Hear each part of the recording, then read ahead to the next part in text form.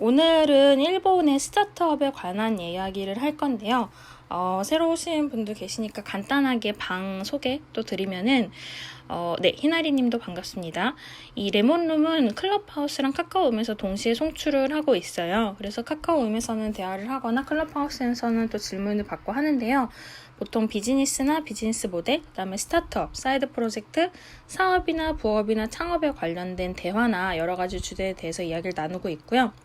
근데 제가 이야기하는 거 외에도 여러 가지 여러분들의 의견이나 자료나 정보에 대해서도 채팅방에서 이야기를 나누고 있기 때문에 카카오음 같은 경우에는 맨 윗줄에 있는 확성기 버튼을 통해서 오픈 채팅 들어오시면 되고요. 클럽하우스 같은 경우에는 메시지 주시면은 제가 링크를 안내 드리고 하니까요. 그쪽으로 또 말씀 주시면 좋을 것 같아요. 네. 그래서 오늘은 요 스타트업에 대한 이야기인데요.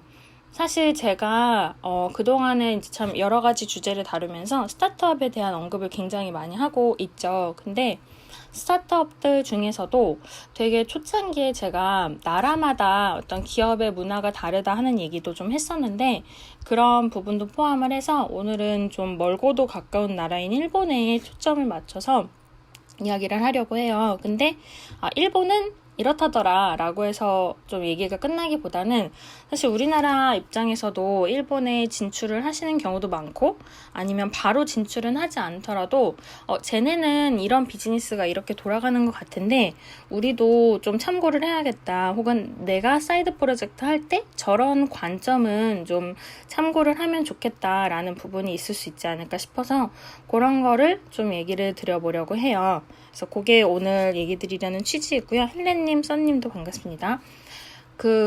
이제 오늘 얘기 드릴 순서는 일단은 이제 제가 얘기 드리는 전제에 대해서 좀 얘기 드리려고 해요. 어떤 지금 일본의 상황인지, 그런, 물론 아시는 분들도 많긴 하지만 그래도 이런 전반적인 내용에 대해서 일단 전제를 깔고 얘기를 드리고, 시간의 흐름에 따라서 좀 이야기를 드리려고 해요. 그러니까 이게 한 2000년, 2010년 요때에 비해서 2010년도 혹은 2010년대 이럴 때 좀 큰 변화가 있었고, 또 2020년대 그리고 지금의 코로나나 올림픽에 와서까지 되게 다양한 변화가 있기 때문에 그런 시간대별로 일단 좀 이야기를 드리고 싶고요.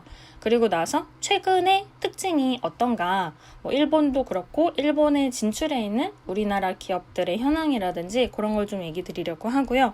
마지막에는 그러면 이제 아까 제가 취지에서 얘기 드린 것처럼 그럼 우리는 그냥 안심을 하면 될까? 혹은 불안해하면 될까가 아니라 이런 거는 참고로 하고 이런 거는 한번 살펴봐야겠다라는 얘기를 좀 드릴 수 있으면 좋을 것 같아요. 그래서 이제 그런 거랑 해서 아까 말씀드린 취지에서처럼 우리가 어떤 꼭 일본이다 어디다를 떠나서 참고할 만한 게 있으면 참고하고, 그 다음에 정말 해외로 진출을 하거나 아니면 해외에 특화된 기업이나 컨텐츠를 하시려는 분들한테는 또 그런 입장에서 좀 참고가 되시면 좋을 것 같아요. 일단 근데 제가 이제 전제부터 얘기를 드리려고 했는데 결론부터 제가 이제 자주 하듯이 결론부터 얘기를 하려면은 한 두 가지 정도 특징이 있을 것 같아요. 이제 오늘 얘기하기에 앞서서 일단은 사실 일본이 막 이렇게 저렇게 변환했어요. 오늘 얘기해 드릴 건데, 근데 사실 변화하는 양상이나 이런 스타트업들이 유행한다 하는 거는 사실 되게 비슷한 것 같아요. 약간 속도의 차이는 있지만, 왜냐하면 우리나라에서 유행하는 게 일본에서도 비슷한 시기에 유행하는 게 사실 늘 그랬거든요. 요 한 20년 정도는. 그래서 둘의 변화하는 양상이 참 비슷한 거가 첫 번째고, 두 번째는 제가 이제 중간중간 참고하면 좋겠다 한 것처럼 우리나라에서도 어차피 그런 변화하는 양상이 비슷하다면 더더욱 그런 흐름이나 특징을 잘 잡아서 활용을 하면 쉽지는 않지만 좋을 것 같아요. 왜 쉽지 않은가 하면 아무래도 좀 문화가 다르거나 생각하는 어떤 방식이 좀 달라서 매번 똑같이 작용하진 않는 것 같지만 그래도 참고하거나 활용을 하면 너무 좋을 것 같은데, 일단 전제부터 그럼 이제 얘기를 시작해 볼게요. 제가 이제 종종 프로젝트 관리나 아니면은 어떤 여러 가지 사례를 이야기를 할 때 린 스타트업에 대해서 얘기를 몇 번 한 적이 있어요. 간단하게. 구체적으로 하진 않았었지만 이제 일본 얘기를 하는 전제에 앞서서 그 린이라는 게 린 스타트업은 미국에서 만들었어요. 미국에서 책도 많이 나왔고, 근데 린 스타트업이 되기 전에 린이라는 개념 자체는 도요타에서 만들었거든요. 그거 이제 제가 되게 간단하게 언급을 하고 넘어갔었는데, 그러니까 일본의 제조업에서 시작된 어떤 발상이 물론 걔네가 최초는 아니지만 또 그게 또 미국에 넘어가기도 하고 다른 나라에 넘어가기도 하면서 계속 발전을 한다고 보시면 좋을 것 같아요. 근데 이런 린이라는 개념이 도요타에서 만들어졌던 것처럼 사실 2000년대 초반까지만 해도 일본의 제조업이 사실 세계적으로 잘 나갔어요. 뭐 우리가 아는 여러 기업들, 뭐 소니라든지 파나소닉이라든지 샤프. 지금은 이제 되게 많이 주춤하는데 그런 기업들이 2000년대 한 초반까지는 굉장히 잘 나갔고, 얘네들이 구체적으로 얘네 왜 이러지? 라고 좀 주춤하거나 꺾이거나 이름을 잘 못 듣게 된 게 한 2010년 전후 요때부터인 것 같아요. 이게 제 생각에는 좀 스마트폰 보급 즈음에서 이런 특징이 나온 것 같은데, 스마트폰 할 때 사실 갈라파고스 얘기도 많았죠. 이제 좀 그러니까 삼성이나 애플은 그래도 좀 통일된 어떤 느낌으로 제작도 하고 세계의 그런 스피드에 맞춰서 이제 갔는데, 일본은 이제 지금 어떤 코로나의 이런 대응 특징을 봐도 좀 매뉴얼화하는 그런 과정을 좀 중요시하다 보니까 좀 느린 부분이 있어요. 그러다 보니까 스마트폰 자체도 각 기업마다 너무 다른 스펙으로 만들고 거기서부터 이제 갈라파고스가 시작이 됐죠. 그래서 지금은 사실 일본에서 뭐 애플도 그렇고 삼성도 그렇고 잘 나가고, 물론 다른 기업들의 스마트폰도 안 팔리진 않지만 그건 어디까지나 내수 시장 얘기이기 때문에 일단 그래서 스마트폰 보급 즈음에서 좀 이제 삐걱거리기 시작한 것 같아요. 기존의 어떤 광고나 기존의 이제 본인들이 운영하던 시스템 그대로 넣으려고 했던 것 같고, 그래서 이제 점점 주춤 하다가 제가 SNS를 전반적으로 설명한 적이 있었는데 그때 라인 얘기를 드렸었거든요.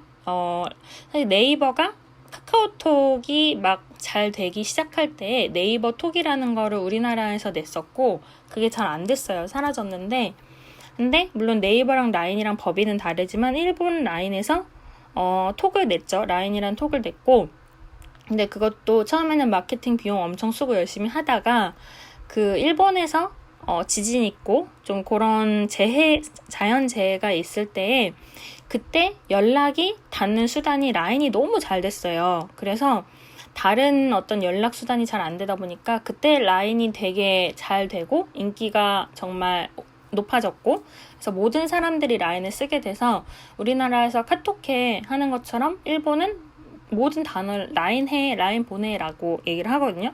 그런 식으로 그런 SNS에서 라인이라는 존재가 등장을 하면서 굉장히 또 많이 바뀌었고, 스마트폰 자체는 주춤했지만 어쨌든 라인이라든지 이런 걸 시점으로 정보들의 좀 교류는 이뤄지게 됐죠. 근데 여전히 좀 그런 갈라파고스적인 성질이 없지는 않고, 그리고 이제는 좀 코로나도 한몫하고 있는 것 같아요. 조금 이따 얘기 드리겠지만 사실 올림픽 이전에, 코로나 이전에 이제 이런 올림픽을 한다, 혹은 앞으로의 2020년대에 대해서 일본 스스로도 그렇고 외국들이 일본에 대한 기대도 많았기 때문에 그때 이제 막 투자라든지 관심이 굉장히 높이 증가를 했거든요. 근데 이제 뭐 코로나, 올림픽 잘 안 되고 이런 부분들이 점점 생기다 보니까 그런 갈라파고스 외에도 점점 주춤할 수밖에 없는 상황들이 생기는 것 같아요. 근데 이제 제가 이걸 전제라고 얘기하는 거는 앞으로 시간의 흐름에 따라서 조금씩 얘기를 드리겠지만 어디에나 장단점은 있다는 거는 일단 말씀을 꼭 드리고 싶거든요. 제가 이런 얘기를 하는 거는 일본에 대해서 얘기를 할 때 일본이 나빠도 아니고 일본이 좋아도 아니에요. 그냥 좋은 거는 참고하고 나쁜 거는 안 따라하고 이러면 되고요. 우리나라에서 사실 중국이나 일본을 많이 무시한다는 얘기가 이제 인터넷에 자주 있기는 한데 제가 얘기 드리는 것처럼 장점, 단점 다 존재를 하니까 좋은 거는 참고하고 별로인 거는 근데 또 좀 반면교사, 저런 건 우리가 따라하지 말아야겠다라고 생각을 하는 시점도 좀 필요한 것 같아요. 그리고 선진국이다 했을 때 물론 되게 선진국스럽지 않은 특징도 너무 많지만 선진국이기 때문에 가능한 어떤 경제적인 특징이나 아니면 돈이 돌아가는 부분이나 어떤 특정 기업들의 좋은 부분은 참고를 해도 좋겠죠. 제가 아까 얘기 드렸던 린이라는 개념이 도요타에서 시작했다. 이런 거는 뭐 그렇다고 해서 도요타를 우리가 따라하자 하는 건 아니지만 그런 건 좀 참고하면 좋겠다. 이런 느낌이고요. 그리고 전제를 얘기하면서 하나 또 달아둘 게 우리나라도 그렇듯이 일본도 대기업이랑 중소기업이 좀 상황이 다른 경우가 있어요. 그러니까 제가 지금부터 이제 물론 스타트업 얘기를 할 거지만 스타트업도 잘 된 기업이 있고 잘 안 된 기업들이 있는데 그게 다 꼭 일률적이지는 않다는 거를 얘기 드리고 싶어요. 일본 같은 경우 대기업이면은 조금이라도 요즘에 있는 것처럼 성적인 단어가 나오면 바로 신고당하고 바로 처분이 나오고 그래요. 일본 같은 경우에. 근데 또 중소기업은 지난번에 이제 여기 클럽하우스랑 카카오 오면서 여러분들의 얘기 듣다 보니까 아직 커피를 떠오라고 하는 그런 기업도 있다는 것 같아요. 근데 이게 일본에 국한된 건 아닐 거고 우리나라도 기업마다 되게 차이가 클 거여서 이제 뭐 성장통도 포함해서 뭐 여러 가지 경우가 있을 거다. 그러니까 장단점을 잘 판별해서 흡수를 하자 이렇게 보시면 좋을 것 같아요. 이게 이제 좀 전제 얘기가 길었는데 전제 부분이고요. 장단점을 잘 봐야 된다. 좀 이제 시간의 흐름에 따라서 얘기를 드려볼게요. 여러분들이 아시는 기업들도 조금씩 나올 수도 있는데 일단 2000년대에서 2010년에 가기까지 그 한 10년 사이에 초반에는 믹시라는 기업이 있었어요. 우리나라 싸이월드 같은 거거든요. 저는 싸이월드를 얘네가 따라했나라고 좀 생각한 적이 있었는데 꼭 그런 건 아닌 것 같고요. 근데 싸이월드는 이제 본명, 그 실명으로 운영이 됐기 때문에 또 이제 파도 타기를 하거나 동창들이랑 연결되는 특징이 있었던 반면에 믹시라는 사이트는 익명성이 굉장히 유명했어요. 그러니까 유행을 했고요. 그래서 이제 거기서부터 온라인을 통해서 익명으로 어떤 대화를 하고 커뮤니티가 만들어지고 정모를 하고 하는 과정들이 좀 펼쳐졌는데 익명성이다 보니까 아직은 좀 폐쇄적인 상태로 진행이 됐어요. 그래도 SNS라는 점에서는 좀 성장을 했고 싸이월드랑 거의 비슷한가 한 몇 달 전에 만들어졌더라고요.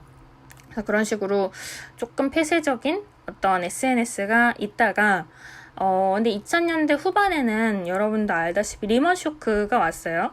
근데 이게 일반 사람들한테 막 엄청 큰 영향을 줬다기보다는 이제 그거는 어떤 기업에 속했는지에 따라서 굉장히 케바케였지만 일본 기업들에는 사실 상당한 영향을 미쳤죠. 그래서 구조도 많이 바꾸고 그때 당시에 좀 이제 명예퇴직이나 이런 걸 권했던 것도 어느 나라나 그랬지만 일본도 그랬고요.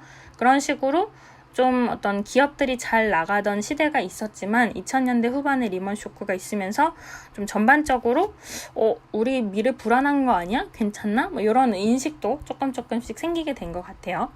근데 그러고 나서 이제 2010년 전후가 됐는데 이때까지는 아직 제조업 시대의 이미지가 있어서 일본은 잘 나간다 하는 개념이 아직은 있었던 것 같아요. 지금이랑은 좀 다르고 제조업들 워낙 잘 하니까 뭐 앞으로도 잘 하겠지라는 기대가 리먼 쇼크 이후에도 좀 있었기 때문에 스타트업들, 우리나라의 스타트업들이 2010년 전후에 이제 점점 활발해졌거든요. 카카오도 그때 즈음부터 잘 되기 시작을 했고 그래서 이런 스타트업들이 우리 일본에 진출을 해야겠다라는 생각이 굉장히 이제 많이 들게 됐어요. 왜냐면 일본은 잘 나가는 나라고 당시에 그리고 스타트업들 입장에서 생각했을 때 일본은 콘텐츠에 돈을 내는 나라라는 게 있잖아요. 그러다 보니까 우리나라에서 혹시 콘텐츠나 비즈니스가 돈을 좀 벌기 힘들다면 일본에 갖고 가서 팔면 훨씬 잘 되겠다 하는 인식들이 굉장히 높아졌어요. 그래서 물론 일본이 하는 거는 일단 따라하자 하는 기업도 있었지만 우리나라 거를 일본에 잘 퍼뜨릴 수 없을까 하는 인식들이 2010년 전후에 이제 굉장히 활발해졌고 이때는 스마트폰 초창기이다 보니까 스마트폰 관련된 어플이나 서비스가 나오기 시작한 시점이긴 했는데 일본 갈라파고스야까지는 아직 인지가 안 됐었어요. 2010년 초반에는 스타트업이 일단은 활발해졌지만 일본에 진출을 하면 된다고 생각은 했지만 아직 그들이 갈라파고스라는 생각은 없었기 때문에 더 진출에 대한 욕심이나 욕구가 컸던 것 같아요. 그리고 아까 말씀드렸던 것처럼 이제 라인이 대지진이 있을 때 메시지를 잘 주고 받으면서 굉장히 일본에서 잘 뜨고 유명해졌다 보니까 그런 라인의 사례처럼 우리나라 일본 갈 수 있어. 일본에 진출할 수 있어. 이렇게 돼서 한국에서도 스타트업들이 활발해지면서 일단 해외 진출한다면 일본부터 보자 라는 개념이 이제 이때부터 좀 시작이 된 거죠. 사실 지금 같은 경우는 일본뿐만이 아니라 당연히 중국도 많이 가시고 전혀 그냥 아예 미국으로 슝 가버리거나 아니면 다른 나라에 가려고 많이 지금 하시지만 2010년 전후에는 굉장히 초창기였고 그래서 스타트업이 뭔가를 하기에는 돈도 부족했어요. 근데 아직 투자도 이제 막 받기 시작하는데 너무 먼 나라에 너무 많은 비용을 들여서 가기에는 힘들었으니까 가까운 나라부터 진출을 하자. 일본 아직 잘 나가지? 라는 생각에 일본으로 좀 가려고 했던 거죠. 근데 이제 제가 아까 말씀드렸던 전제에서 말씀드린 것처럼 사실은 일본에 좀 진출을 하려고 보니까 컨텐츠에 돈을 내는 건 확실해요. 뭐 원피스라든지 유명한 만화가 워낙 돈도 잘 벌고 하는데 문제는 스마트폰 시장은 너무 갈라파고스였고 그 다음에 제조업들도 아까 말씀드렸던 리먼 쇼크나 이런 부분들이 여러 가지 좀 거치면서 조금씩 주춤하게 됐어요. 그러다 보니까 우리나라에서 일본에 진출하는 거는 계속 활발해지긴 했고 자신감도 붙었어요. 아, 일본 별거 아니네. 약간 이런 느낌도 조금씩 붙은 것 같고 어쨌든 일본에 진출은 해야겠다. 왜냐하면 거기에 사람이 많고 뭔가 돈 벌 거리가 많으니까 라는 생각으로 많이 가게 된 것 같아요. 사실 일본의 인구가 많다 보니까요. 확실히 좀 여러분도 아시다시피 매니아층이 많죠. 그래서 별거 아닌 것 같아도 우리나라에서는 잘 유행을 안 해도 일본에 가면 누군가한테는 유행을 한다 이런 개념이 비즈니스 하시는 분들한테 좀 있어요. 그래서 우리나라에서 잘 안 됐어도 일본에 누군가는 좋아할 거야 이런 걸로 좀 비즈니스 이렇게 인구가 많다 보니까 그런 확률이 높다는 것도 있고 매니아층이 꼭 있다 보니까 그렇게 해서 진출을 많이 이제 생각을 하시는 게 되는 것 같아요. 그래서 저 같은 경우에도 2010년대 중반부터 후반부까지는 정말 그 일본 관련된 컨설팅도 많이 들어왔었고 일본에 진출을 직접 도와드린 경우도 있었는데 물론 이제 계약 관계상 어디 기업이다 이런 거를 밝힐 수는 없지만 굉장히 많은 기업들이 2010년 특히 중반부부터 굉장히 많이 진출을 하게 됐어요. 물론 잘 된 것도 있고 아닌 것도 있겠지만 그렇게 해서 2010년대 중반에 그랬고 근데 2010년대 후반에는 아직 코로나 전이에요. 코로나 전에는 올림픽이 어쨌든 하니까 2020년에 원래 할 예정이었죠. 지금 올해로 미뤄졌지만 그래서 2020년에 올림픽을 할 거라는 기대에 의해서 투자가 굉장히 활발해졌어요. 스타트업 투자도 조금 눈먼 돈이 오간다라고 말을 할 정도로 굉장히 활발했고 그러다 보니까 사실 제가 볼 때도 저 기업은 정말 잘 검증이 된 곳인가? 라는 게 잘 모르는 곳에도 막 정말 큰 돈을 일본 기업들에 투자를 하시더라고요. 그래서 대부분의 업계 분들이나 아니면은 컨설팅 하시는 분들도 전부 지금은 일본의 투자 버블이다 라고 했었어요. 그래서 그게 2010년대 후반에 그랬고 사실 일본에서 옛날에도 버블이라는 약간 명칭을 하는 시기가 있었는데 워낙 스타트업 투자가 2010년대 후반에 올림픽에 대한 기대로 활발해지다 보니까 일본의 제2의 버블이 오나? 라고 생각을 하거나 다들 언급을 할 정도로 점점 그 기대도 고조가 되고 투자도 활발해졌어요. 과거형이죠. 투자가 활발했다 하는 부분이고 근데 이제 약간 코로나 전후 즈음부터 뭔가 좀 애매하다 하면서 점점 그 주춤해지기 시작했고 실제로 코로나가 이렇게 발생을 하고 하다 보니까 좀 그런 투자에 대한 버블이라든지 기대라든지 이런 거는 당연히 꺾일 수밖에 없게 됐죠. 이런 부분이 있고 근데 다만 제가 이제 조금씩 더 자세하게 짚으려는 거는 이렇게 해서 투자가 주춤하고 지금에 이제 좀 이르르는 부분은 있지만 그런데 2010년대 중반 제가 지금 굉장히 투자도 활발하고 우리나라에서 진출도 활발했다 하는 시기에 굉장히 좋은 일본의 스타트업들 특히나 지금까지 건재한 벤처들이 많이 나왔어요. 우리나라에서도 물론 이제 예를 들어서 꼭 같은 급은 아니지만 배달의 민족이라든지 당근마켓이라든지 토스라든지 이런 스타트업에서 시작됐지만 지금 너무나도 건재한 기업들이 있는 것처럼 일본에서도 그런 기업들이 2010년대 중반에 많이 등장을 했어요. 그래서 그런 게 어떤 기업이 있나 조금 얘기를 드리면 아마 이제 사이드 프로젝트 하시거나 혹은 직접 창업을 하실 때 도움이 되지 않을까 싶은데요.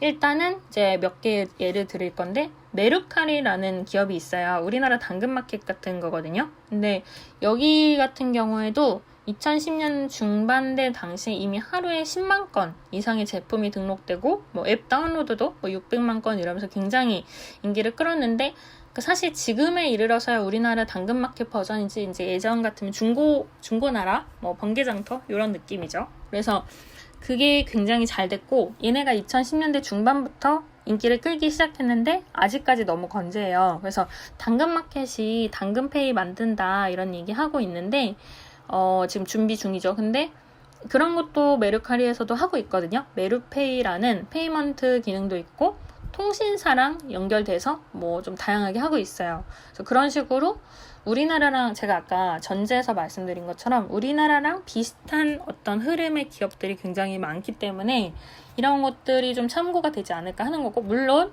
정말 참고를 하려면 그 기업의 어떤 서비스나 이런 거를 자세히 봐야긴 하겠죠. 그래서 그런 거는 또 이제 인터넷에 정보가 많지만 어쨌든 메르카리가 굉장히 유명하고, 그 다음에 크라우드웍스라는 데가 있어요. 이런 거는 이제 인터넷상에서 외주를 발주하고 수주하는 클라우드 소싱 서비스인데, 이런 것도 이를테면 우리나라의 크몽, 뭐 숨고 이런 데인 거죠. 인터넷상에서 발주 수주를 한다. 그래서 우리나라의 약간 크몽이나 숨고랑은 조금 느낌은 다르지만 어쨌든 그 안에 이제 2013년 당시에 기업 수가 4만 개가 등록이 되어 있었고 유저 수가 22만 명 등록이 돼서 당시 2010년대 중반에 11억 투자 받고 바로 상장하고 이랬었어요. 근데 이게 그 규모 자체도 굉장히 크고, 물론 당시에 버블은 아직 조금 시작되기 직전 정도이긴 했는데 아직까지 잘 탄탄하게 운영을 하는 기업들 중에 하나거든요. 이런 데가 있고, 그 다음에 산산이라는 기업도 유명해요. 여기 같은 경우에 우리나라의 리멤버처럼 명함을 등록하는 곳인데, 사실 저 같은 경우, 그러니까 이런 기업들 중 일부는 한국을 좀 카피한 것도 있지 않을까라고 저의 개인적인 생각은 해요. 왜냐하면은 우리나라에서도 일본을 참고로 하는 것처럼 일본에서도 한국을 굉장히 참고로 하기 때문에 누가 먼저 했나 하는 거는 있겠지만 그래도 좀 한국의 기업들을 많이 참고하지 않았나. 왜냐하면 너무나 비슷한 흐름으로 계속 가고 있기 때문에. 그래서 이런 명함을 등록해주는 산산이라는 기업도 당시에 이제 나온 지 얼마 안 됐는데 바로 한 14억 정도 투자를 받았었거든요. 그리고 뭐 그노시나 스마트 뉴스라는 뉴스 서비스도 되게 잘 되고 있어요. 그때 2010년대 중반에 나와서 지금까지 잘 되고 있는데, 여기는 뭐 한 36억엔 뭐 이런 식으로 돈을 받았는데요. 그 우리나라 같은 경우에는 좀 우리나라 미디어적인 특성이나 이런 게 있어서 그런지 뉴스 어플 이건 좀 그렇게 잘 되는 것 같진 않은 것 같아요. 뭐 잘 하시는 데도 당연히 많고 AI 뉴스 하시는 데도 있고 스타트업 미디어들도 많고 한데, 우리나라에서는 이제 뉴스라고 하면은 아무래도 좀 정치적인 특성이나 이런 거를 많이 가늠하시거나 좀 판단을 하셔서 그런 걸 수도 있지만, 어쨌든 해외에서 그렇게 일본에서 스마트 뉴스라는 뉴스 같은 경우에는 뉴스들을 모아서 보여주는 거 외에 쿠폰들도 다 들어가 있거든요. 그러다 보니까 사람들이 뉴스를 보려고 하거나 아니면 뉴스를 영어로 번역해서 보려고 하거나 쿠폰을 쓰려고 그 어플을 다운로드를 많이 받는데, 그런 식으로 되게 독특하면서도 건재한 벤처들이 당시에 많이 나왔어요. 제가 지금 얘기 드린 거 외에도 뭐 물류에 관련된 몇 가지 좀 유명한 기업들도 당시에 많이 나왔고 아직까지 잘 하고 있어요. 그리고 이때의 벤처 캐피탈 회사들도 굉장히 많이 나왔어요. 2010년대 중반에. 그러니까 어떻게 보면 조금 우리나라보다는 살짝 늦은 개념이 살짝 늦었지 않나. 뭐 약간 준비 중이었을 수도 있지만 우리나라는 2010년대 초반부터 좀 이제 벤처 캐피탈 이런 개념들이 많이 나와서 투자가 이루어졌고, 일본은 2010년대 중반부터 활발해졌고요. 근데 이제 거기서부터 좀 투자 버블이 있었다라는 얘기를 드렸고, 사실 벤처 캐피탈 회사들도 유명한 데도 많이 있지만 또 이제 어떤 데는 좀 주춤해지고 어떤 데는 잘 나가고 이런 건 뭐 우리나라랑 비슷한데요. 요때 근데 특징 중에 하나가 또 지금 얘기 드린 스타트업들이 점점 활발해지면서 지금까지 건재한 스타트업들, 좋은 스타트업들이 많이 나왔고, 투자도 많이 이루어지고 벤처 캐피탈 회사들도 나오고 더불어서 대기업들이 만든 스타트업 자회사긴 자회사인데 스타트업으로 만든 회사들이 이때도 많이 나왔어요. 그래서 뭐 통신사에서 만든 자회사라든지 아니면 제조업이나 보험이나 금융 펀드 이쪽에서 조인트 벤처나 벤처 혹은 스타트업을 자회사로 많이 만들었고 뭐 직접이든 아니면 외부에서 투자를 받기도 했고요. 이런 거래들이 점점 활발해졌어요. 2010년대 중반에. 그래서 아마 이때부터 아마 자기들도 생각을 했을 것 같아요. 한국이나 중국을 따라잡아야겠다. 한국도 뭐 이미 잘하고 있었고 일본이 봤을 때는 중국도 되게 잘하고 있다고 생각을 많이 했던 것 같거든요. 그래서 우리나라는 이미 이제 카카오톡이나 어떤 여러 서비스가 있기 때문에 중국에 투자를 받기는 해도 중국 기업들에 바로 눈을 돌리진 않았고요. 일본도 한국이나 중국이 잘하고 있으니까 우리도 좀 따라해야겠다. 이런 느낌도 없지 않아 있었던 것 같아요. 그래서 이렇게 한 2010년대 중반에 일본의 여러 기업들이 성장을 하기 시작했고 이거에 맞춰서 아까 얘기 드린 것처럼 한국에서도 굉장히 공격적으로 진출했어요. 대기업들도 야, 우리 일본에 가자. 일본에 가면 일단 돈 되는 것 같아. 이런 것들이 굉장히 더 활발해졌고요. 그리고 스타트업들, 한국의 스타트업들도 라인도 그렇고 라인 외에도 이제 계속해서 진출이 이루어지고 하다 보니까 우리 진출하자 하고 가거나 아니면 일본의 투자자들한테 투자를 받기 위해서 가보자 라고 하시는 분들도 많았어요. 그래서 번역이나 통역 한 명 데리고 일본에 있는 스타트업 행사들, 부스 행사 있죠. 전시 행사나 이런 데에 가시는 분들이 굉장히 많이 계셨어요. 그래서 이제 그때 저도 그러니까 여러 가지 형태의 진출을 도와드리면서 그런 식으로 되게 일시적으로 전시만 하러 오시는 기업들도 굉장히 많이 계셨거든요.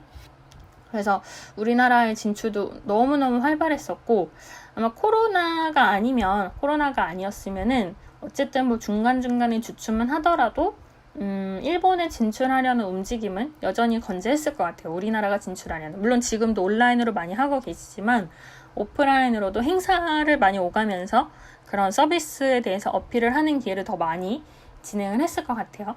근데 요 2010년대 중반에 당시에 한국에는 없지만 일본에서 유명했던 서비스들도 또 몇 개 소개를 드릴까 해요. 아까 얘기 드린 것처럼 한국이랑 일본은 어느 정도 비슷한 흐름으로 스타트업들이 진행이 됐어요. 그리고 제가 개인적으로 봤을 때는 한국의 스타트업을 어느 정도 좀 카피를 하거나 참고를 한 게 아닐까 하는 스타트업들도 일본에 굉장히 많지만 이제 반면 이제 너무 한국만 칭찬하려는 건 아니지만 이제 반면 일본에 당시에 있었는데 한국에는 없었던 서비스를 몇 개 소개를 해드릴게요. 지금 그럼 이게 한국에 있냐면 그건 제가 좀 잘 모르겠어요. 왜냐하면 분명히 비슷한 업체들은 있었을 텐데 잘 하고 있는데 제가 모르는 걸 수도 있고 아니면 없어졌거나 변화를 한 곳도 있을 것 같아요. 일단 첫 번째는 비자스크라는 업체가 있는데요. 이거는 컨설팅 중개 플랫폼이에요. 근데 아까 제가 우리나라에서 뉴스 플랫폼이 잘 안 돼요 라고 얘기한 것처럼 우리나라에서 컨설팅 중개 플랫폼도 마냥 잘 되지는 않는 것 같아요. 보통의 크몽이나 쏨고랑 다르게 컨설팅이라는 어떤 그 업무가 갖는 느낌이 조금 달라서 그런지 어쨌든 근데 이 비자스크라는 거는 그 개인이 갖고 있는 기술이나 경력을 통해서 비즈니스 컨설팅을 해주는 건데 우리나라에서도 GLG라는 해외 기업 혹시 아시는 분들 계실 수도 있어요. 거기 소개로 해서 들어가면은 소개한 사람한테 얼마지? 뭐 아무튼 돈 몇만 원과 몇십만 원 주고 그 다음에 들어가서 본인이 갖고 있는 경력을 가지고 어떤 기업들이 이 사람의 경력을 통해서 좀 컨설팅하고 싶다 하면은 시간당 몇십만 원씩 주는 거거든요. 혹시 관심 있으면 저한테 메시지 주세요. 그게 나쁜 다단계 이런 건 아니고 아무튼 그 등록을 해놓고 그 사람이 능력이 되는 내용이 있으면 컨설팅을 주고받는 건데 이런 거가 이제 해외에서는 좀 있었어요. 제가 말씀드린 GLG나 유명한 기업들이 몇 개 있었고 근데 이게 일본에서 비자스크라는 데에서 조금 더 구체적인 서비스로 나왔고 뭐 전화로도 상담할 수 있고요. 아니면은 이제 온라인으로 많이 하고 근데 어지간해서 환불을 잘 안 한다고 해요. 왜냐하면 상대방의 경력을 이미 다 알고 컨설팅을 하는 거기 때문에. 근데 보통 기업의 컨설팅을 맡기려고 하면은 굉장히 서류도 많이 오가고 뭐 견적 뽑고 하는데 이거는 중간에 있는 이 플랫폼에서 다 해주니까 기업도 개인도 막 큰 리스크가 없거든요. 그래서 요게 그래서 좀 당시에 어떤 이런 버블까지는 아니더라도 스타트업들이 활발해지면서 그런 여러 기업의 정보를 얻기 위해서 많이 활발해졌던 것 같아요. 그래서 되게 많은 기업이 있었지만 이런 컨설팅 중개 플랫폼이 잘 됐고 또 하나는 그러니까 당시에 일본에 있었는데 한국에 없었던 거예요. 웰스 나비라는 나비가 내비게이션이거든요. 얘는 나비게이션이라고 발음을 해서 그런데 웰스 나비라는 기업이 있는데 여기는 자산의 운영을 조금 더 잘 되게끔 안내해 주는 거예요.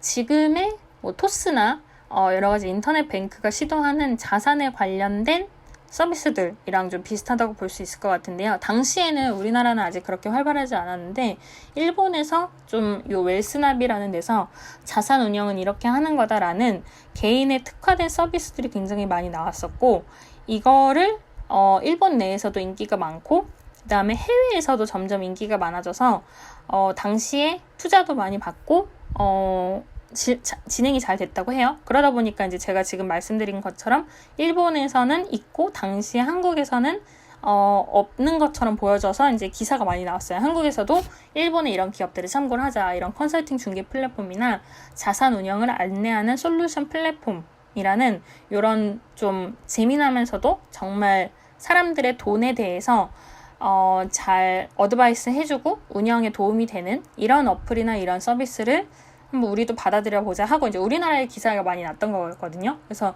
이런 것들이 있었고 물론 다른 기업들도 많이 있었는데 어쨌든 말씀드린 것처럼 2010년대 중반에 이런 독특한 기업들이 나오면서 게다가 지금까지 건재한 일본의 대형 스타트업들이 이때 출연을 했다라는 게 2010년대 중반이에요. 근데 이제 제가 아까 말씀드린 것처럼 2010년대 후반부에 가면서 2017, 18 이럴 때에 코로나가 올 줄은 모르고 올림픽에 대한 기대로 굉장히 투자 버블이 일어났고요. 말씀드린 것처럼 눈먼 돈이 정말 많이 오가게 됐고 그리고 나서 이제 코로나가 등장을 한 거죠. 근데 이게 약간 우리나라랑 그 일본이랑 스타트업의 살짝 느낌이 다른 것 중에 하나가 채용이거든요. 그래서 저도 이제 뭐 제가 직접 회사들을 만나든 얘기를 나누든 지인들이랑 얘기를 해보거나 하면은 일단은 기술에 대해서 좀 일본이 스타트업에서 기술을 좀 추구하는 부분이 있어요. 우리나라는 기술을 추구하는 것도 있고 비즈니스나 서비스 측면을 추구하는 것도 있어서 조금 다양한 것 같은데 일본은 좀 기술을 많이 보고요. 근데 채용을 할 때 이 사람이 정말 우리 기업에 와서 오랫동안 일을 할 수 있나? 라는 거를 굉장히 깐깐하게 봐요. 몇 번에 걸쳐서. 그러니까 우리나라는 매칭이 괜찮을까라는 것보다 일단 와서 열심히 해보자 라고 하다가 좀 잘 안 되면 이렇게 슬프게 보내주는 경우들이 있는 것 같은데 일본에서는 처음부터 들어온 다음에 나갈 일을 최소화하기 위해서 정말 오면 안 그만두나? 막 이런 매칭 여부를 굉장히 깐깐하게 보고 그게 어쩌면 제가 아까 말씀드렸던 좀 일본에서 유명한 우량 혹은 대형 스타트업들 우리나라의 배달의 민족이나 당근마켓이나 토스 같은 지금 너무너무 건재한 스타트업들이 우리는 인재를 이렇게 뽑았어 라는 책이 굉장히 많이 나왔거든요. 그래서 그런 부분도 좀 영향이 있지 않을까라고 저는 좀 생각을 하는데 어쨌든 그런 부분들이 있으면서도 그들은 좀 깐깐하게 채용을 하고 있고요.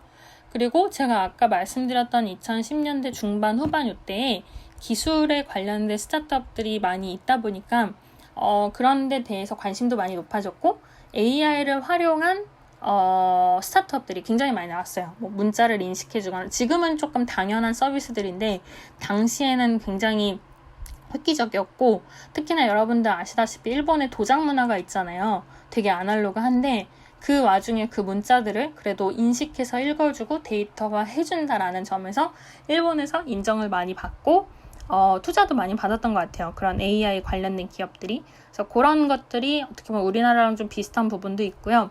그러면서도 또 넷플릭스처럼 해외 컨텐츠들도 비슷하게 들어와서 비슷하게 유행을 했고 OTT 있죠. 그런 동영상을 보는 서비스도 우리나라보다는 조금 늦지만 일본에서 많이 활발하게 지금 여러 곳들이 생겼어요. 그래서 우리나라에서 뭐 쿠팡 플레이, 왓챠도 있지만 쿠팡이나 여러 기업들에서 하는 것처럼 일본에서도 되게 다양한 기업들이 그렇게 지금 만들고 있고, 그 다음에 뭐 그거 외에도 크라우드 펀딩이라든지 이런 부분도 굉장히 활발하고요. 우리나라의 텀블벅 같은 것도 마쿠아케라는 기업이 있고, 아이디어스 같은 이제 작은 소형 작품이나 상품을 파는, 핸드메이드 상품을 파는 사이트도 굉장히 많거든요. 근데 제가 아까 얘기 드린 것처럼 근데 일본은 인구도 많고 좀 매니악한 층도 많다 보니까 그런 거를 막 컨셉별로 만들어도 잘 되고, 종합몰처럼 해도 운영은 되는 것 같아요. 뭐 얼마나 매출을 잘 하는지는 제가 다 체크를 해보진 않았지만, 그래서 심지어는 조금 다른 얘기지만, 일본에 매니악한 층이 많다는 얘기를 이제 드리기 위해서 제가 참고 삼아서 드리는 게, 일본에서 이제 어느 날에 뉴스를 보는데 뉴스에서도 너무 이게 특이하니까 나온 거예요. 요즘 유행하는 유튜브입니다 하면서 나온 건데, 그 유튜브가 어떤 거였냐면요. 말을 특별히 하진 않아요. 말을 많이 하진 않는데 그 상대방 이 유튜브를 찍는 사람의 얼굴은 거의 보이지 않고, 내가 이 유튜브를 보는, 그러니까 시청자의 입장에서의 시선처럼 여기저기 둘러보다가 이 방송을 찍는 사람이 갑자기 이 핸드폰을 쓰다듬어요. 그러니까 핸드폰을 통해서 유튜브를 보는 사람은 나의 얼굴이나 나의 어딘가를 쓰다듬는 것 같은 느낌이 들도록 막 쓰다듬어요. 그리고 핸드폰에 화장도 해줘요. 그리고 이쁘다, 착하다 이런 것만 계속 하는 유튜브예요. 그거 말고 안 해요. 그냥 계속 쓰다듬어주고 화장해주고 뭐 약간 먹여주는 느낌으로, 아무튼 그 뭔가 보살펴주는 느낌의 유튜브이고, 들었을 때 여러분도 이게 무슨 내용인지 잘 이해가 안 갈 것 같은데라고 생각하실 것 같은데 정말 그대로이고, 그냥 쓰다듬어 주기만 하는데 그게 몇십만 구독자인가? 그래요. 일단 10만은 최소 넘었어요. 몇십만 단위였는데, 그래서 뉴스에서도 별게 다 유행을 한다라는 그런 관점에서 이제 뉴스가 나왔던 건데, 제가 볼 때도 그렇고 아마 여러분의 생각하실 때도 그러실 것 같아요. 무슨 쓰다듬어 주기만 하고 몇십만 명이 보나 이럴 텐데, 그게 일본에서 유행을 할 수 있는 거거든요. 그래서 물론 그렇다고 일본이 뭐 아무거나 다 된다 하는 건 아니지만, 그런 식으로 되게 독특한 곳들이 너무 많이 있다 보니까 우리나라에서도 아까 말씀드린 것처럼 어쨌든 컨텐츠를 내놓으면 잘 되고 돈이 되고 그들은 돈을 내고 사고 하다 보니까 그런 부분에서 많이들 진출을 하시게 되는 것 같아요. 그리고 이제 이런 게 어떤 일본의 특징이면서 아까 말씀드렸던 2010년대의 흐름을 좀 얘기를 드렸고요. 이제 그러면은 2020년 와서 앞으로가 어떨 것인가 하는 부분도 좀 관심이 갈 것 같아요. 아까 이제 뭐 갈라파고스도 얘기 드렸고, 투자에 대한 버블이 있어서 눈먼 돈이 올림픽에 대한 기대로 고조가 되다가 지금 코로나로 인해서 주춤하게 됐고, 일본의 제조업들도 2010년대 초반까지는 잘 나갔지만 지금은 아니고, 다만 그 틈새에서 우리나라도 굉장히 많이 진출을 하거나 넘어오거나 여러 가지 시도를 깨야 하거나 투자를 받으려고 했다 하는 움직임에 대해서 이야기를 드렸고요. 2010년, 2021년 지금 사실 코로나 때문에 막 오가지는 않아요. 한국이랑 일본이랑. 근데 그런 투자라든지 아니면 스타트업 간의 교류는 좀 그래도 꽤 있는 것 같아요. 왜냐하면 언젠가 코로나가 좀 잠잠해지면 분명히 이런 돈이나 비즈니스는 오갈 수밖에 없기 때문에 일단은 이런 오가는 게 있고, 그 다음에 일본에 있는 기업들에서 일하시는 대부분의 분들은 한국이 잘한다는 걸 알아요. 그래서 한국이나 중국처럼 우리도 해야 되는데 라는 걸 늘 말씀들을 하시거든요. 그래서 우리나라 분들이랑 얘기를 하다 보면 근데 일본이 우리나라 좀 무시하지 않아 이러는데 전혀 그렇지 않고, 물론 사바사는 있겠죠. 우리나라도 그렇듯이. 근데 한국 그리고 중국에서 굉장히 빠르게 공격적으로 많이 한 걸 알기 때문에 일본은 오히려 뭐 삼성도 그렇고 한국의 스타트업들을 좀 본받아야 돼라는 인식이 굉장히 많이 깔려 있어요. 그래서 이제 이런 것들을 잘 활용을 해서 여러분들이 스타트업을 하거나 어떤 프로젝트를 하실 때 일본에 진출하는 것도 고려를 하면 좋다 하는 얘기가 되는 거고요. 그리고 일본에서 이제 2020년도 당시에 스타트업의 자금 조달 총액이 한 4천억 엔이라고 하니까 4,611억 엔이라고 하니까 4조 정도가 스타트업 투자로 왔다 갔다 하는 거고요. 그러니까 그 규모가 절대 작지는 않아요. 그래서 그런 돈을 이제 만약에 괜찮은 우리나라 기업이 있으면은 우리나라 기업이 따도 된다고 저는 생각을 하고, 특히 그리고 2020년, 2021년에는 한국에서도 그랬듯이 인공지능이나 핀테크, 그 다음에 SaaS라고 하죠. 서비스로 이제 되는 뭐 세일스포스나 여러 클라우드 개념의 서비스들이라든지 이런 거나 그 다음에 클린테크라고 해서 청소에 관련된 테크놀로지나 이런 부분들이랑 그 다음에 비대면, 비접촉, 그다음에 모빌리티, 그다음에 디지털 트랜스포메이션 같은 분야들의 기업들이 지금 많이 떠오르고 있고 이런 스타트업들이 앞으로도 주목을 받을 거라고 예상이 되고 있어요. 그래서 2020년도에 이미 4조, 일본에서만 스타트업 자금이 4조 정도 조달이 됐다 하는 거는 일단은 그 금액이 갑자기 사라지진 않기 때문에 2021년에도 어느 정도 건재할 수 있을 것 같고요. 아무리 뭐 올림픽이 안 돼도 어쨌든 돈은 돈대로 왔다 갔다 하는 거니까요. 해외에서도 들어오고 일본에서도 해외로 나가고 그래서 그 규모가 갑자기 줄어들지는 않을 거기 때문에 약간 근데 이게 예전보다 줄어든 거라고 하거든요. 4조라는 금액이. 그래서 한 10년 만에 좀 줄어든 게 이거라고 하니까 이제 앞으로 코로나가 나아질 거라는 기대에 의해서 우리나라도 보복 소비가 커질 거다 하는 것처럼 그런 기대에 의해서 일본의 스타트업 관련된 자금도 더 커지지 않을까. 예전에 그런 올림픽에 대한 기대 때문에 버블이 있었던 거 정도는 아니지만 그래도 여러 가지 버블까지는 아니어도 자금이 오가는 건 점점 활발해질 거라고 생각을 하는 것 같아요. 그리고 근데 다만 이제 투자를 열심히 하던 거는 지금 2020년대 좀 주춤했죠. 당연히 코로나가 있다 보니까 자금은 많이 풀리지만 예전만큼 막 열심히 투자를 하는 것보다는 조금 덜 해졌고요.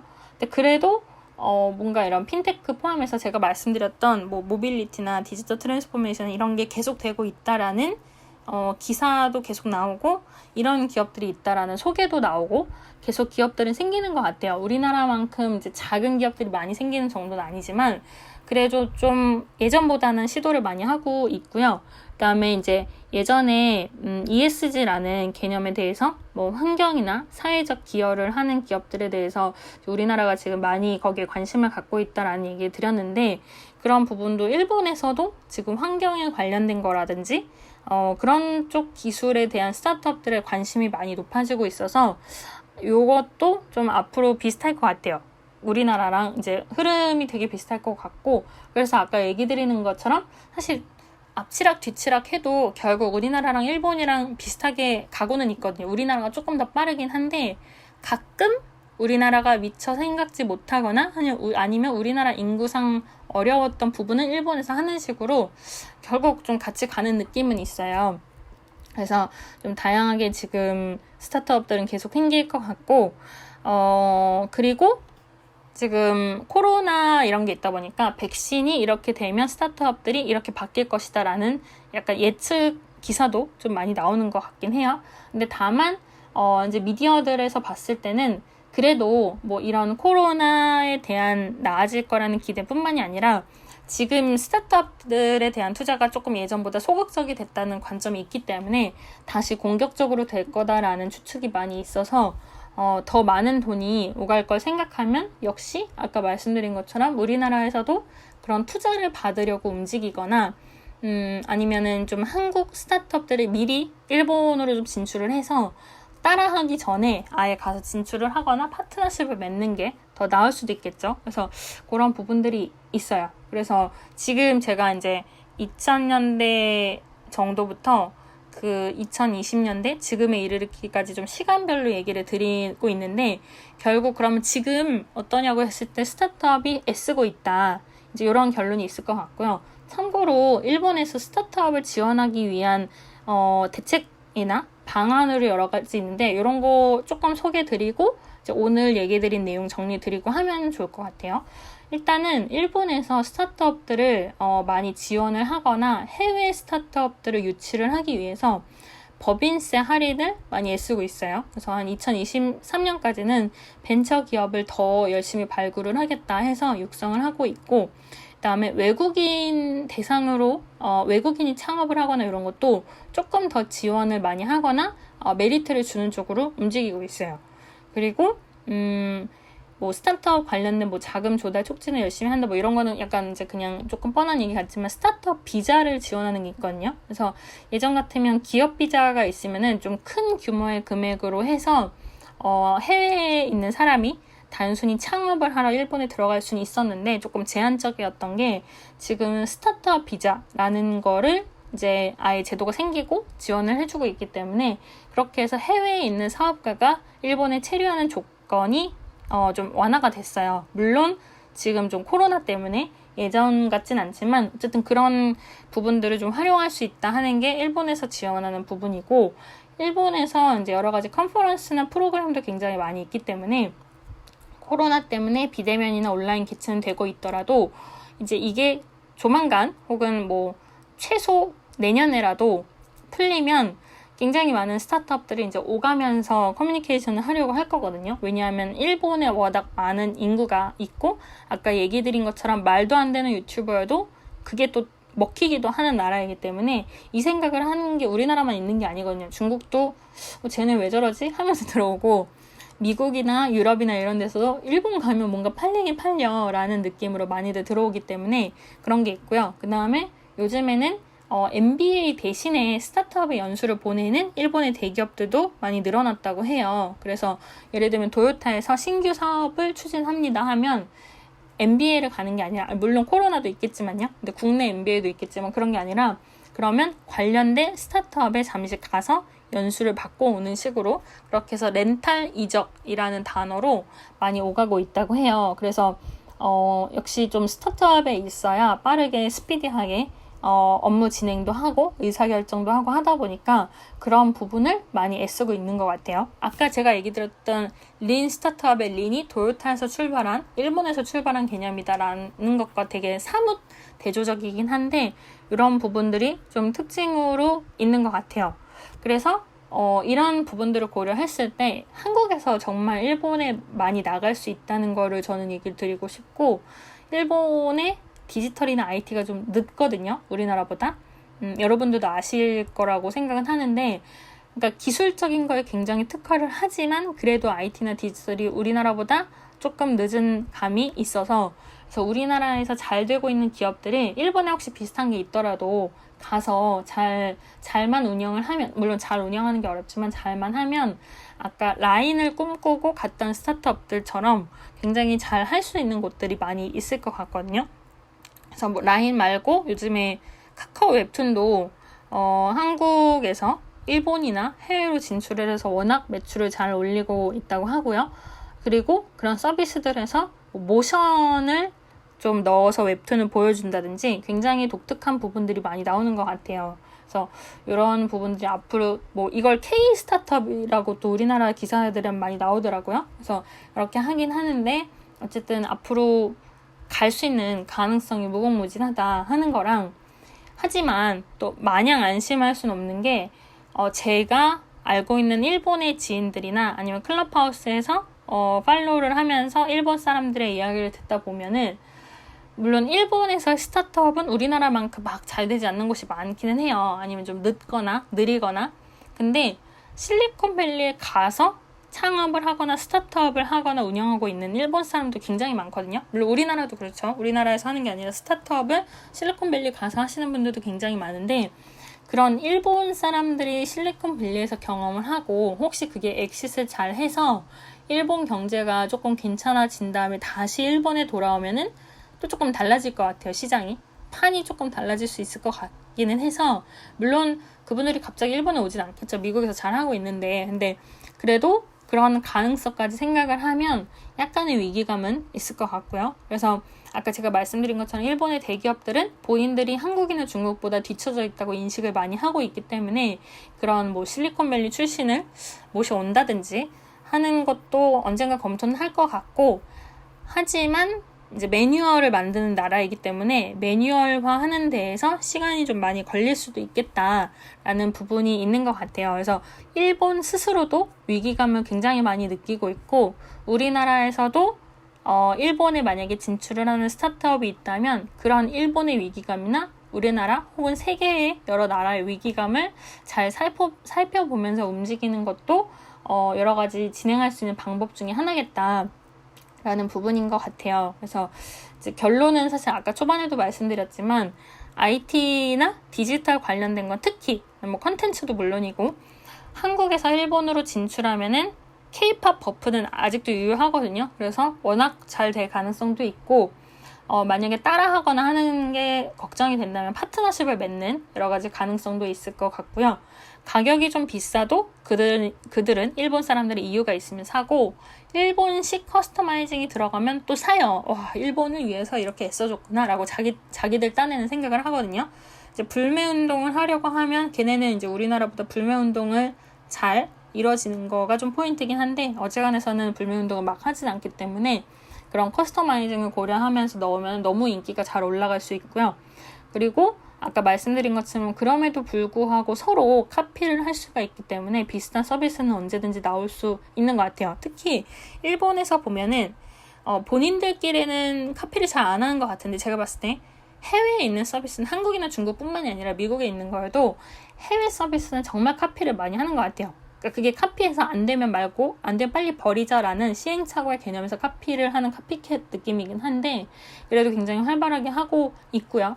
그다음에 이제 올림픽도 보시면 알겠지만 우리나라도 일본에 지면 안 되지 이런 느낌 있잖아요. 일본도 한국에 지는 건 좀 그렇지라는 그게 좀 서로 있잖아요. 그래서 그런 심리를 기업 입장에서 잘 활용하는 게 중요한 것 같아요. 그러니까 우리나라 입장에서는 일본이 저런 거 하니까 지지 말고 우리도 이런 거 잘 하면 좋겠다 생각을 하고 일본이 그런 생각을 하면 또 역으로 한국에서 걔네를 이제 잘 뭐 끌어당기거나 설득을 해서 야, 한국에서 이런 거 하는데 너네도 해봐야 되지 않겠어? 하는 식으로 파트너십을 맺는다든지 좀 어제 제가 이제 그런 설득이나 너츠에 대한 어떤 심리적 효과를 많이 말씀을 드렸는데 그런 거를 참고로 해서 생각을 해보시면 좋을 것 같아요. 그래서 그런 특징들이 있는 게 일본이고 그래서 좀 오늘 얘기 드린 거를 한번 정리를 살짝 드려볼게요. 그러면 어느 정도 시간이 될 것 같은데요.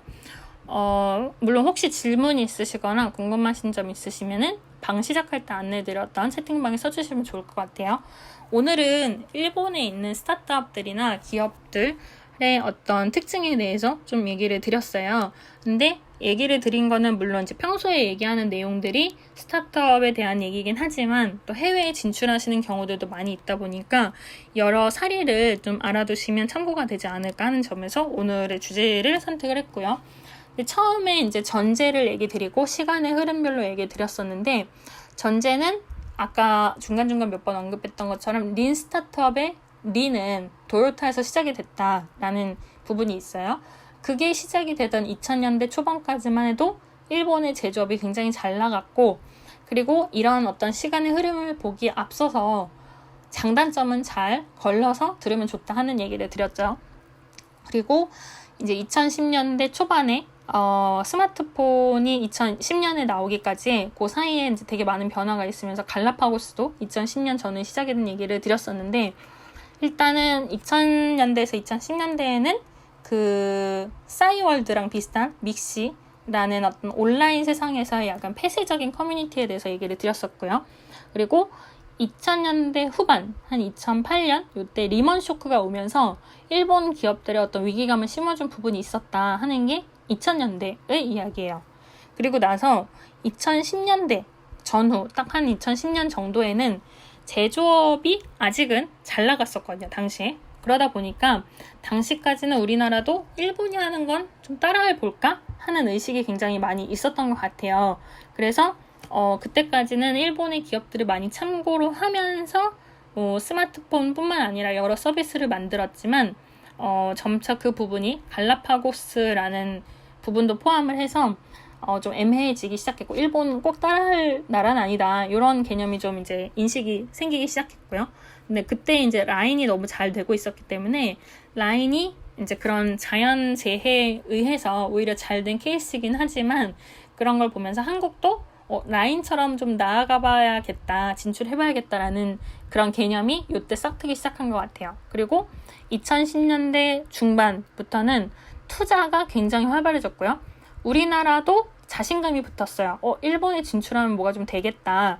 이런 부분이 생겼고 아까 제가 말씀드린 것처럼 2010년대 중반이나 후반에는 올림픽이 2020년에 있을 거야 라는 기대에 의해서 투자가 굉장히 활발해졌고 일본 내에서는 스타트업 투자 버블이라고 당시에 그들도 표현을 했다는 걸 얘기 드렸어요. 근데 아까 제가 얘기 드렸던 거는 이제 좀 투자 버블이긴 했지만 그래도 이제 그 투자가 활발한 가운데 투자를 받고 나서 지금까지 건재한 벤처 기업들에 대해서 좀 소개를 드렸어요. 우리나라의 토스나 쿠팡은 좀 벤처라긴 그렇고 배달의 민족이나 그 다음에 당근마켓이나 뭐 쿠팡도 포함해서 이제 이런 유명한 기업들이 있죠. 지금의 그런 기업들처럼 일본에서도 스타트업이지만 너무너무 잘 나가고 있는, 잘 되고 있는 기업들이 있어서 그런 기업들 중에 메루카리, 우리나라의 당근마켓, 그 다음에 산산, 우리나라의 리멤버, 그 다음에 크라우드웍스라는 우리나라의 크몽이나 숨도 같은 기업들에 대해서 좀 언급을 드렸어요. 그리고 뉴스 플랫폼이나 물류 플랫폼도 일본에서 되게 잘 되는데 우리나라는 이미 뉴스 플랫폼 같은 경우는 좀 뉴스들에 대한 특징이 있어서 그런지 일본만큼 잘 되지는 않고 있다 한 얘기 드렸고, 그다음에 벤처 캐피탈 회사들이 그때 당시에 굉장히 많이 성장을 했고 그와 더불어서 일본의 대기업들도 조인트 벤처나 아니면 스타트업의 형태를 통해서 자회사를 굉장히 많이 만들기 시작했다는 게 2010년대 중반에서 후반부예요. 그렇게 해서 이제 그 사이에 일본에서도 스타트업이 되게 활발해졌고 한국이나 중국을 따라잡자 이런 식으로 많이 하셨고, 그리고 이제 그 상황에서 한국은 더욱 공격적으로 진출들을 많이 하셨죠. 우리나라도 일본에 더 많이 가보자 해서 대기업도 진출을 많이 하고 스타트업들도 진출을 많이 했어요. 그리고 지금은 그렇지 않지만 당시에 2010년대 중반에서 후반에 일본에서는 있지만 한국에서는 당시 없었던 스타트업들 중에 두 가지를 소개했는데 비자스크라는 컨설팅 중개 플랫폼이 있고요. 이런 거를 통해서 이제 컨설팅 자체를 경력만 보고 서로 대화를 나누거나 어드바이스를 얻을 수 있는 그런 플랫폼이 있었고 지금도 건재하고요. 그 다음에 웰스나비라는 돈에 대한 자산 운영을 잘 안내해주고 알려주는 솔루션 플랫폼이 있는데 이것도 당시에는 일본엔 있는데 한국엔 없네? 라고 한국에서 기사가 여러 번 났을 정도로 유명했다 하는 거를 좀 말씀드렸어요. 그리고 2020년도 시점에서는 물론 이제 지금 한 2010년대 후반부터 이뤄져 온 기술에 집중을 하거나 AI 관련된 스타트업들이 되게 많은 것도 있고요. 근데 다만 이제 일본에서 그런 스타트업들이 이제 열심히 좀 성장을 하고 있고 다만 기존에 건재하게 있는 스타트업들에서 인재 채용에 대한 책을 워낙 많이 냈다 보니까 이제 그런 영향을 받아서인지 채용을 할 때 좀 깐깐하게 보는 경향이 있다라는 거를 얘기를 드렸어요. 하지만 크라우드 펀딩에 관련된 여러 플랫폼도 각각 한국에서도 일본에서도 내부적으로 많고 OTT 플랫폼도 많고 그런 와중에 넷플릭스나 디즈니 같이 해외에서 오는 플랫폼에 대한 인기나 관심도 굉장히 비슷하기 때문에 한국이랑 일본에 가는 길이 어느 정도 비슷하고 한국이 조금 더 빠르다 이런 얘기 드렸고, 그리고 투자라든지 펀딩이나 이런 금액에 대해서는 2020년도 기준에 예전보다는 주춤했지만 그래도 스타트업 자금 조달 금액이 4조 규모이기 때문에 우리나라 돈으로 생각하면 5조 정도 되는 것 같아요. 한 4, 5조 정도 되는 규모로 굉장히 크기 때문에 이게 주춤한 거일 뿐 코로나가 좀 나아지면 다시 이 스타트업 자금 조달 금액은 굉장히 커질 거다라는 기대가 있고요. 이제 거기에서 다시 이제 요즘에 유행하는 인공지능이나 핀테크나 모빌리티나 디지털 트랜스포메이션에 관련된 관심이나 트렌드가 계속해서 높아질 거기 때문에 그쪽으로 돈이 쏠릴 거다라는 얘기도 드렸어요. 그리고 어쨌든 일본에서도 해외에 있는 좋은 기업이나 기업가들을 유치하려고 굉장히 많이 애쓰고 있기 때문에 그런 데 대해서 법인세 할인이나 외국인 대상 창업 지원이라든지 그다음에 스타트업 비자라는 거를 자꾸 만들면서 일본도 자기들이 늦다는 거를 인식하고 있기 때문에 외부에 좋은 인재를 데려오려고 많이 노력을 일단 하고 있고요. 그 다음에 코로나가 조금 나아지거나 아니면 어쨌든 온라인 비대면으로 전시 행사가 많이 더욱 이뤄지게 되면 기존에 있던 스타트업 컨퍼런스도 계속해서 고도화될 거기 때문에 이런 데도 관심을 계속 갖는 게 좋다라는 얘기를 드렸고, 요즘에는 일본의 대기업에서 일본의 스타트업으로 MBA 대신에 스타트업으로 연수를 보내는 것도 특징 중 하나이다 라는 얘기 드렸어요. 그래서 결론으로 봤을 때는 결국 한국에 있는 스타트업들도 뭐 일본에 그렇다고 해서 막 당장 가라 마라 이런 건 절대 아니지만 온라인으로도 진출할 기회가 굉장히 많이 있기 때문에 뭐 K-팝 버프든 라인을 좀 따라해서든 어떤 수단이어도 좋으니까 일본은 한국보다 늦거든요. 그러니까 그런 일본이 한국보다 늦는 걸 잘 활용해서 한국에서 좋은 기업들이 일본에 진출하면 너무너무 잘 될 가능성이 크고, 약간의 일본을 위한 커스터마이징을 조금만 고려를 해주면 일본에서는 굉장히 인기가 많아질 수 있기 때문에 그런 부분을 고려를 해서 진출을 하면 한국에서보다 돈이 들어올 구멍이 많죠. 아무래도 아까 좀 되게 이상한 유튜브도 일본에서는 인기도 많고 돈도 번다라는 얘기를 드린 것처럼 인구가 많다 보니까 워낙 매니악하고 다양한 취향을 가진 사람들이 존재를 하죠. 그걸 우리가 오타쿠라고 부르기도 하고요. 그래서 그런 식으로 굉장히 많은 특징을 그 안에서 찾을 수 있다 보니까 일본에 진출을 하는 혹은 앞으로 진출을 검토하는 것도 나쁘지 않다고 생각을 하는 게 오늘 결론이고요. 그리고 제가 오늘 내용 중에서 얘기 드리지는 않았는데 일본에서 워낙 이렇게 인재를 외부에서 끌어오려고 하다 보니까 리모트 업무로 해외에 있지만 일본 기업에서 근무를 하도록 하는 제도라든지 사람을 뽑는 것도 작년부터 굉장히 활발해지고 있거든요. 당장 입국을 코로나 때문에 하지는 못하더라도 외국에 있으면서 근무를 하거나 혹은 약간 알바처럼 커뮤니케이션을 하거나 노마드 형태로 일을 하거나 하는 부분들이 굉장히 많이 활발해지고 있기 때문에 그런 부분들도 참고를 하시면 좋을 것 같아요. 그래서 오늘 얘기 드린 내용은 이런 내용인데요. 물론 제가 얘기 드리는 거 말고도 되게 많은 기업들의 사례가 있기 때문에 어떤 생각하시는 특정 플랫폼이나 특정 서비스가 있으시면은 그런 거에 대해서 채팅방이나 메시지로 또 말씀을 알려주셔도 좋을 것 같아요. 그래서 말씀 주시는 코멘트나 피드백이 있으면 그거에 대한 조금 더 딥한 이야기를 방에서 또 나눌 수 있어도 너무 좋을 것 같고요. 그리고 어쨌든 코로나로 인해서 여러 가지 지금 상황이 급변하다 보니까 정답은 없지만 우리나라도 그렇다고 해서 이게 꼭 스타트업에 국한된 얘기는 아니잖아요. 왜냐면 그 스타트업들에 투자를 하거나 소비자로서 활동을 하시는 분들도 너무 많고, 아니면 어쩌다가 사이드 프로젝트나 부업을 하면서 연결될 수 있는 여지도 굉장히 많기 때문에 그런 여러 가지 해외 서비스들을 참고한다는 생각에서 좀 정보를 보셔보시거나 검색해 보셔보시거나 아니면 대화를 해보면 너무 좋지 않을까 싶습니다. 그래서 오늘 제가 또 요 좀 직후에 현재 회의를 하러 가야 돼가지고요. 질문이 혹시 있으시면은 채팅방으로 알려주시면 너무 좋을 것 같아요. 제가 조금 대화할 시간이 부족해가지고요. 그래서 오늘도 이렇게 또 말씀 들어주시고 해주셔서 너무너무 감사합니다. 그리고 혹시 궁금하신 부분이나 조금 의견을 보태고 싶거나 내 생각은 이렇다, 혹은 나는 이런 스타트업으로 앞으로 이렇게 진출을 하려고 하는데 이걸 어떤 식으로 생각하면 좋을까 등에 대한 이야기도 많이 채팅방에서 같이 말씀을 나누면 좋을 것 같습니다. 채팅방은 클럽하우스는 메시지로 말씀 주시면 제가 답장을 드릴 거고요. 카카오 같은 경우에는 맨 윗줄에 있는 확성기 버튼을 통해서 들어오셔 주시면 좋을 것 같아요. 그래서 오늘도 다른 날보다 더 좋은 하루 되시면 좋을 것 같고요.